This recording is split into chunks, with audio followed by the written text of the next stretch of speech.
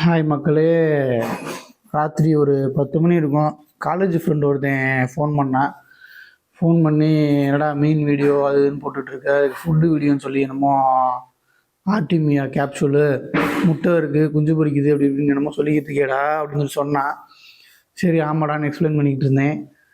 அடுத்து பார்த்தா ஏன்டா நீ குட்டி மீனுக்கு இந்த ஆர்டிமியாவை சாப்பாடாக போடுற, ரைட்டு ஓகே, அது 24 மணி நேரம் பொரிச்சதுக்கப்புறம் அது எத்தனை நாள் உயிரோடு இருக்கும், அதுக்கு என்னடா சாப்பாடு போடுவேன்னு சொல்லி கேட்குறேன்.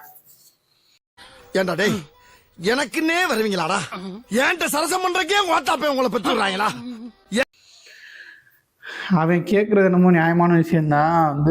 ஒரு ஒரு கேப்சூலை இப்போ நிறைய ப்ரைஸ் இருக்குது அப்படின்றப்ப அவங்க மொத்தம் கேப்சூலை 24 மணி கழிச்சு போட்டாங்கன்னா அதுலேருந்து எடுத்து போட்டுக்கலாம். கொஞ்சம் கொஞ்சம் ப்ரைஸ் இருக்குது. இப்படி நம்ம வீட்டில் வளர்க்குறவங்க அப்படின்னா அவ்வளோதையும் வேஸ்ட் பண்ண முடியாது. ஏன்னா அவ்வளோத்தையும் ஒரே நாளில் ஃபீட் பண்ண முடியாது.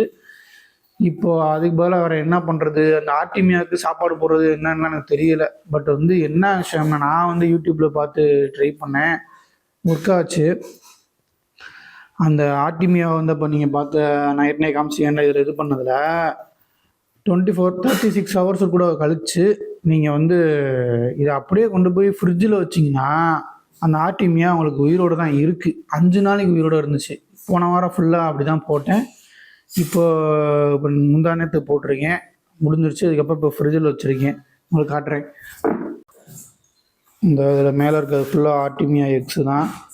நான் என்ன ஃபில்ட்ரு பண்ணால் அதுவும் சேர்ந்து வந்துருச்சு.